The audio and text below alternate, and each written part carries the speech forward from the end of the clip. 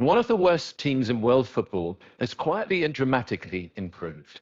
In March 2024, Luxembourg could qualify for their first ever international tournament. So, how did a tiny country in Europe find itself on the brink of a footballing miracle? 2006 was especially bad for the Luxembourg men's football team. The Red Lions, as they're known, played 10 games, losing 8, including a 7-0 thrashing to Germany in a friendly in Freiburg. They did not score a single goal. In fact, up to that point, they had not won a game in over a decade, a winless stretch going back a record 83 matches. As 2006 ended, FIFA released their world rankings. Luxembourg had sunk to their lowest ever level, 195th out of 205 teams.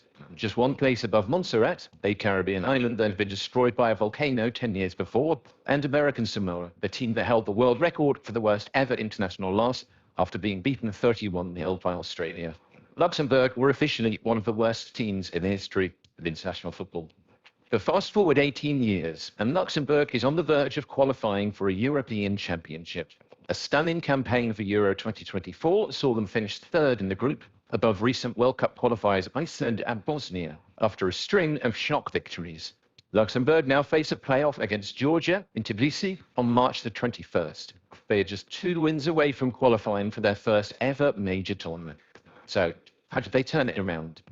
Well, the Grand Duchy of Luxembourg is a tiny, wealthy and landlocked country wedged between Belgium, Germany and France. It's a little over 900 square miles in size, around the same area as Moscow. But whilst 12.6 million people live in the Russian capital, the population of Luxembourg is just over 600,000. The Grand Duchy has one of the oldest football leagues in Europe, starting in 1909. The national team played in 4 Olympic Games, even making it past the preliminary stage twice. They also almost qualified for the 1964 European Championship, then called the Nations Cup. And that near miss was pretty much the last good news for Luxembourgish football. As the football world developed, football teams from Luxembourg, both international and domestic, went on a dismal 4-decade run.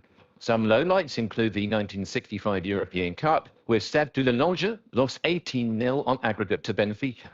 Worse was the 1971 Cup Winners' Cup, where Chelsea were drawn against Jeunesse Girardin, an amateur third division side from a village of 500 people, who had somehow won the Luxembourg Cup with a team including 4 brothers, a 41-year-old striker and a one-armed midfielder. They lost 21-0 on aggregate, which is still a European record. Shortly after England thrashed them 9-0 at Wembley in 1982, long-time international Paul Philippe retired. 2 years later, he became coach and was in charge for the next 2 decades. And it was when he finally became president of the Luxembourgish Football Association that things really started to change. Realizing that the Luxembourg League, given its size, could never compete with the countries around it, a new approach was taken. A new national youth academy in Mont-de-Cage was opened in 2000. And when Philippe became president 4 years later, he instituted a countrywide talent search to identify the best young players. The best 400 9-year-olds are now nurtured in regional centres alongside their school commitments. Luxembourg has poured resources into the game and is now seeing results. Philippe has encouraged developing players to leave the country too. It's a similar model to that of Iceland, another tiny country that invested in facilities in coaching for young players and who managed to qualify for the 2018 World Cup finals, despite having half the population of Luxembourg. But their model also understood that to get the best results, young talent had to move to better leagues. It was quicker to professionalise the players than to professionalise the whole domestic league. We're a village. We know that we're never going to be world champions. I think our fans see us getting better and better over the last few years and expect it's going to keep getting better. It's easier at the beginning to make big steps. Philippe told the Irish Times. We are small and we will always be small. Although the talent pool has been expanded somewhat by changing demographics. Luxembourg's wealth has seen its population nearly double since 1991. Half the population are foreigners. Now there are players born in Luxembourg with roots in Cape Verde, Portugal, Indonesia and beyond. And the current team is full of players signed to top professional teams across Europe. Only one player in the last squad that faced Liechtenstein in the Euro 2024 qualifiers actually played in Luxembourg. Goalkeeper Anthony Morris plays for Union Saint-Gilloise in Belgium. Current top scorer Gerson Rodriguez has played in Ukraine, Turkey, Moldova, and now plays for Slovan Bratislava. The 3 Till brothers, Sebastian, Oliver, and Vincent, play respectively in Poland, Ukraine, and Azerbaijan.